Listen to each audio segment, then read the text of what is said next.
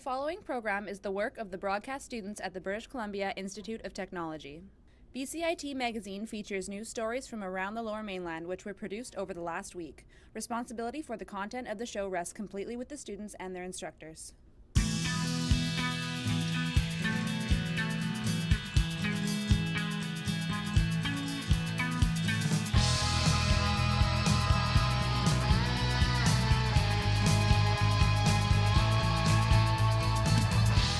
This week on BCIT Magazine. Protests outside Vancouver's newly minted Trump Hotel. The provincial government launches a drop-in drug treatment clinic.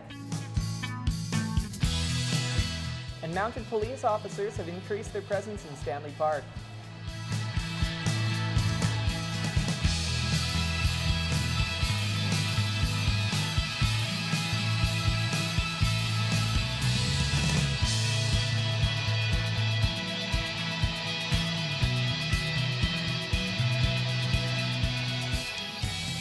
Hello and welcome to BCIT Magazine. I'm Quinn. And I'm Erich Dachwitz. Vancouverites took to the streets in protest this week as the U.S. President's children were in town to unveil the new Trump International Hotel. Our reporter Nathan Hutton was there and spoke to people in both camps. Make America great again! Make America great! Many took to the streets outside of downtown Vancouver's Trump Hotel this week during the grand opening, which saw 3 members of the Trump family in attendance. Both supporters and critics of the 45th President of the United States were in attendance to voice their opinions.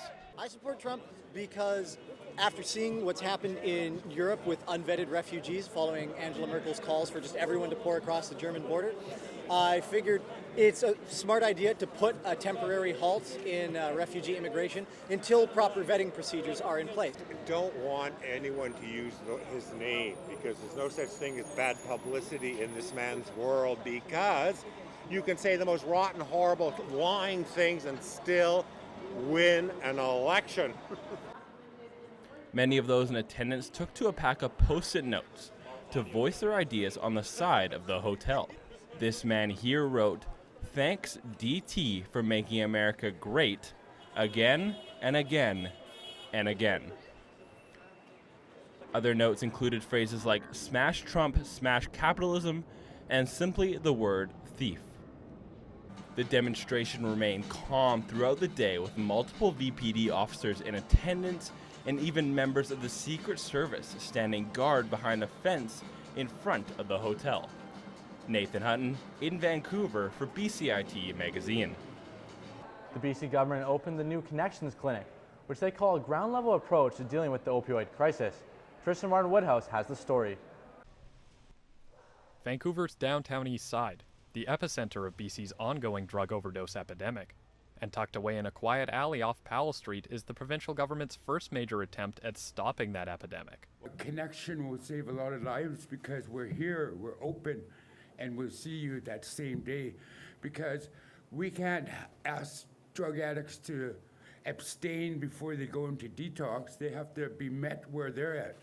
The new Connections Clinic will give residents of the downtown east side access to addiction treatment shortly after walking through the door, no matter who they are. This is a low-barrier clinic designed to serve some of the most vulnerable people in BC. People who are ready to start opioid substitution treatments like Suboxone or Methadone will be able to start immediately. And street-level treatment is a common sight on the downtown east side. After a record number of overdoses last year, pop-up injection sites worked to provide the services government-sponsored clinics couldn't. Sarah Blythe spearheaded the injection site project, which she says was necessary to save lives. There's a lot of red tape and bureaucracy that's involved, and thankfully, because we are not the government, we were able to just, say, forget the red tape, forget everything else. We're just going to do what we need to do. Blythe believes the lessons learned from those pop-up sites laid the groundwork for how the government would combat the growing crisis. It was one of those things that happened, slowly, and then it happened again overnight. And now it's sort of like drawing the blueprint for what should be done. And while many lives have already been lost, frontline workers say government support like this is what's needed to save more lives going forward. Tristan Martin Woodhouse in Vancouver for BCIT Magazine. Our reporter Tristan Martin Woodhouse joins us now. Tristan, how many people are expected to use the facility? Well, Quinn, Dr. Ron Joe of Vancouver Coastal Health says they expect the number to be around 600 people per year. Now, that number's certainly not set in stone. As they've seen from the demand of the pop-up injection sites, there is a huge demand for treatment centers in the downtown east side. Quinn? And how successful are treatments like methadone and Suboxone?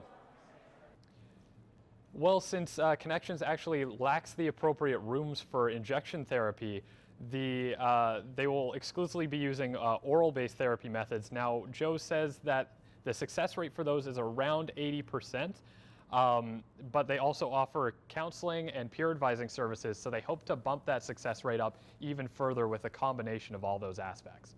Back to you. More mounted police officers are stepping up patrols after 2 recent attacks.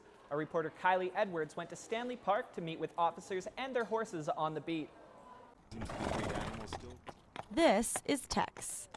Tex has been patrolling Stanley Park for 7 years, but now his job is becoming more important than ever. The Vancouver Police Mounted Unit have increased their presence following 2 attacks in Stanley Park. Tex's partner, Constable Richard Vanstone, believes officers on horseback will help deter the city's crime. We will displace crime, move crime around. Usually the bad people like to move away from when we're around, and the good people like to talk to us. So we have that effect of just that visible presence. In addition to having a stronger presence, the mounted unit is necessary for patrolling the park. The small paths and rugged terrain make it very difficult for officers and squad cars to get around. I don't think you could use anything like a Jeep to get them around. The paths are fairly narrow, but I think that the presence there is very much appreciated by the rest of the public. The sound of the police horses' hooves have been heard throughout the city for more than a century. The unit has been performing community service, maintaining public order, and serving at ceremonial events since 1906. We're very fond of the idea that we have a lot of history. We're one of the oldest units, if not the oldest, in the department since 1906. So we carry a lot of ceremony with us. After 100 years of keeping Vancouver safe, the unit hopes to continue for 100 more. Kylie Edwards in Vancouver for BCIT Magazine. Coming up on BCIT Magazine. An amputee is using his story to teach an important safety lesson. And is Vancouver ready for the big one? Everything is changing to digital. Everything is online. People aren't just waiting for the 6 o'clock news anymore. People want their news right now. They want to be able to go onto their smartphone, onto the internet, and see the news that they want to see. Vancouver is growing at a really rapid rate, the Lower Mainland even, and with the tools that we're given here, we're able to cover all of that. Welcome to BCIT Magazine. I'm Radhika Sikakane. In the program, they really leave it up to you. I mean, the help is there when you need it, figuring out how to use the programs like Premiere, Audition, and figuring out how to use the cameras. But it's up to you to sort of experiment and figure out what you can do when you go out in the field. They brought candles and flowers to remember the student who lost her life yesterday. Theresa May says the international community condemns Moscow. They really make sure that you know the basics and you are able to put out a quality product. I'm Brady Tretnero. And I'm Radhika Sikakane. Thank you for tuning in to BCIT Magazine.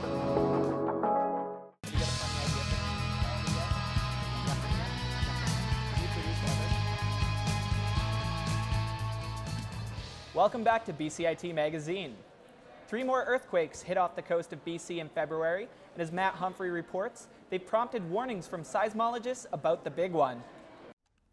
Flashlight, radio, and like I said, so always have one of these. Experts say we need more supplies like these in the event of a monster quake. A string of magnitude 4 earthquakes have recently happened off BC's coast. The first happened just off Vancouver Island, the second in Washington, and the third again near the island. While there were no injuries, emergency experts like Ann Ward say Vancouverites still aren't informed enough to stay safe when the big one hits. So people don't know what to do, actually, and I don't think the government and that is doing enough to tell people how to prepare, because all you need is a few cans of beans, tuna, something you can eat cold, and a can opener. Ward makes her living selling emergency kits. Duct tape is very good for everything. Something's broken or whatever, right?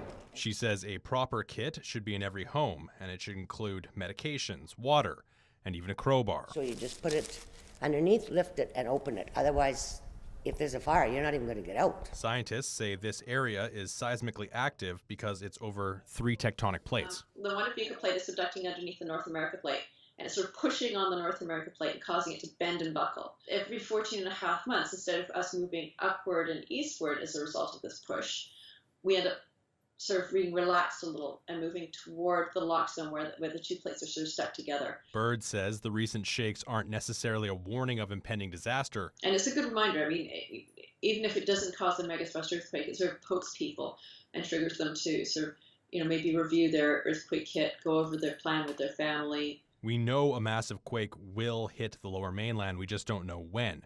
Experts say now is the time to stock a bag with supplies for at least up to 3 days for when that fateful shock does arrive.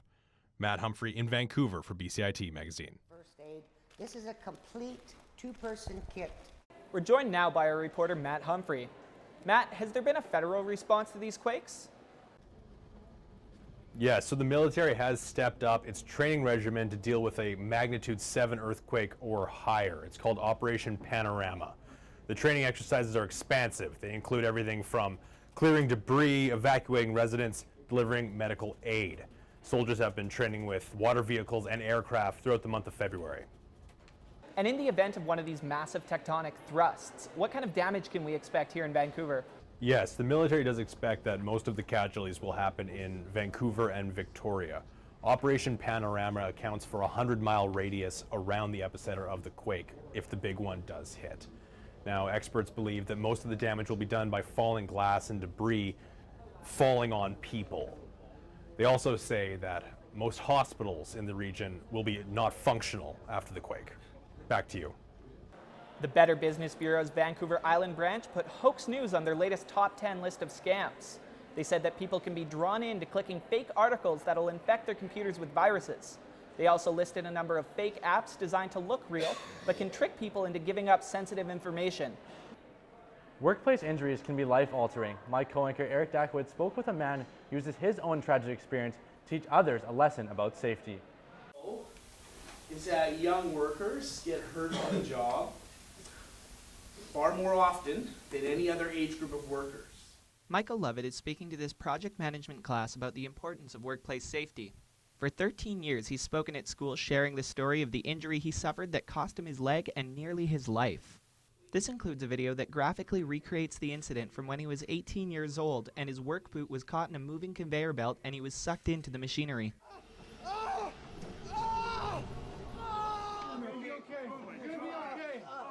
While these images may be tough to watch, Mike thinks it's important for students to see. A lot of the youth that I'm trying to get this message across to are the ones that kind of need to have that, those graphic images subjected to them. It's almost like shock therapy. Mike's injury was the result of improper instruction and lack of safety training, something that is prioritized in BCIT's trades programs. The first week of school is always just learning how to use all the tools safely. Even though I'm 4th year and I've used SkillSoft before, but they still got to teach us every time. They really just hammer home safety here. That's the big thing. By giving these presentations, Mike acts as a living example of knowing your limitations on the job. My message is always for workers to caution themselves,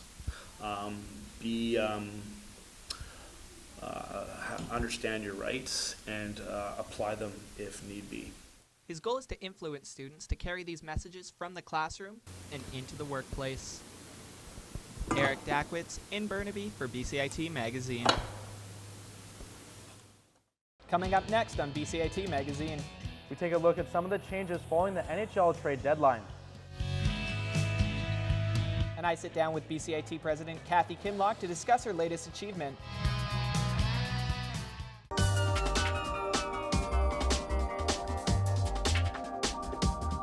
I chose BCIT because I know that all the programs are very hands-on. We have our own radio station, like it's one of the best programs that I've ever heard of.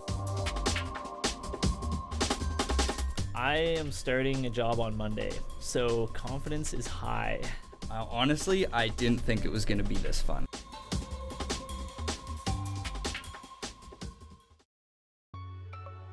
The most rewarding thing for me has been the relationships I developed in the program, both with instructors and classmates. My sense of confidence has never been higher. I mean, this program's offered great opportunities to be in real world, real industry situations, and being in those moments and knowing I can contribute, I can do this. It's exciting to be in this industry and to meet lots of great people and to make amazing friends.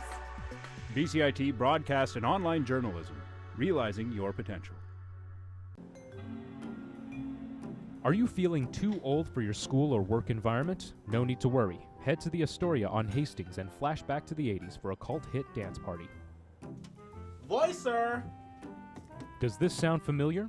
Are you tired of hearing it? Head to Yoga Park Royal on March 4th for a free yoga workshop. It won't make that awful sound go away, but maybe you'll be less irritated after some downward dog. Vancouver. Are you tired of being judged because you always eat junk food and can't cook for yourself? Then you shouldn't miss the cooking series on March 5th. You'll learn how to make easy, freezable meals that you'll feel comfortable eating around people. If you don't want water on your good clothes like this guy, throw on your bathing suit and dive into the grand opening of UBC's new Aquatics Center, featuring food, aquatics programming, and a movie night for the whole family to enjoy. If you felt this video was no help at all, then come on down to the BCIT Broadcast Department's open house on April 24th. You'll learn more about the program and how to replace us, and maybe put on a better community calendar in the future. The NHL trade deadline was this week. We now go to our sports anchor Nathan Hutton to fill us in on some of the week's biggest moves. Thanks, guys. It was a wild trade deadline, but the actual day was a bit slow. The days leading up, the Saturday, the Sunday, the Monday, and the Tuesday before Wednesday's 12 p.m. deadline were wild. We saw some massive trades from our hometown team, the Canucks, and that's where we're going to start. 12-year vet of the Canucks, Alex Burrows, who had such memorable moments as slaying the Dragon against Chicago in 2011 and scoring multiple goals on that Stanley Cup run in 2011, he was traded to the Ottawa Senators and subsequently signed a 2-year, $5 million deal. We said goodbye to Burrows, but welcomed in 19-year-old center Jonathan Dallin, who's played in the AHL this year and has been tearing it up. The other big trade for the Canucks was forward Jannik Hansen, one of the fastest skaters on the team for multiple years in a row. He got traded in division rivals the San Jose Sharks in exchange for 18-year-old Nikolai Golubin, who's a left winger. Golubin has also been in the AHL this year, just like Dallin, and has been tearing it up just as well. So the Canucks trade two older players who have been in the system for quite a while, both played in the 2011 Stanley Cup run, and now they're finally welcoming the fact that they got to get a little bit younger. The biggest move of the whole deadline perhaps happened on the Tuesday, which saw Kevin Shattenkirk, defenseman for the St. Louis Blues, get moved to the league-leading Washington Capitals. This move proves that the Capitals are really, really, really going hard for a Stanley Cup this year. They have 91 points this season, number one in the league right now. They have played unbelievable hockey of late. In exchange, St. Louis is getting 2 picks and 2 prospects, so it's quite a haul. And also a backup goalie will be heading from St. Louis to Washington to kind of balance out salary. The biggest move on the deadline day was Jerome McGinley. But that's all we got for you today. Thanks, guys. The Great Hall at BCIT's main campus was host to engineering students from across the Lower Mainland this past Tuesday for the annual RC Classic. Classic featured both BCIT and SFU engineering students racing RC cars made completely from scratch. A panel of judges rated the cars on speed, aesthetics, and innovation, with bragging rights in the RC Classic Cup on the line. Teams also had the option to push their car to the limit in jump and climbing trials. Team SFU in particular came prepared to burn rubber. We're really excited. Yeah, it's super fun. I've been hyped since like last night. Yep. We're here to win. Yeah, no, totally. Of course. Yeah, 100%. The event was put on by student volunteers from the BCIT branch of the Institute of Electrical and Electronics Engineers, an organization which works to advance technological innovation and excellence for the benefit of humanity.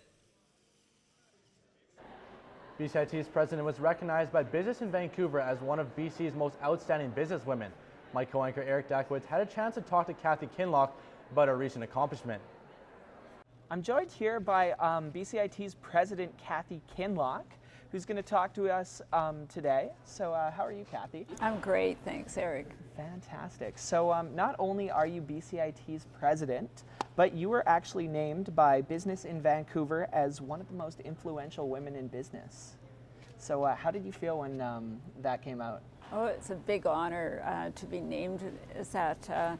And also it's great for BCIT. You know, it's a great profile for BCIT, so it's even more of an honor to be recognized for a role at BCIT. So Kathy, to you, what does it mean to be an influential woman? Well, I'll tell you what I think it means. And I'm not so sure I'm one of the top 5. You know, everyone is influential in a leadership role, or can be. And for me, it's about making a difference wherever I am to serve and help the community, in this case BCIT, be effective and be recognized and receive the resources and serve the role that they're in this case Polytechnic institution, very fully. So it's an honor to do that, and it's a sideline that I've been named for that award. And as a woman, were there any obstacles that kind of came in the way of becoming BCIT's first female president? There weren't obstacles for this actual coming to BCIT, but over the course of my career there's been obstacles, and I'm pleased to say that they've been less and less. There's still obviously a bit of an unconscious bias that exists in today's workplace, and sadly we have to have quotients for representation by gender. Hopefully that'll disappear and it'll be all representative of us working on an equal workforce in years to come. So there are challenges, and that's why I encourage young women particularly to have a strong network of women leaders who've been through some of the ropes and can help in those situations and give them counsel and advice. And any advice for young women out there who want to become a leader like yourself? Follow your passion, no matter if you're a woman or a fellow, no matter what you are pursuing, what field you're pursuing, follow your passion, reach for the stars. If you think you can go further and someone says you can't, for sure do it. Really push the edges if that's where your passion is, and believe in what you're doing, because with that you'll be successful. Thank you so much for talking to me, Kathy. Thank you, Eric. It's a pleasure. Our reporter Kylie Edwards is now joining us with the latest on the forecast. Kylie, tell us, can we put the winter jackets and boots away? Well, Quinn, you can put away the winter gear, but don't put away the umbrellas or the rain jackets just yet.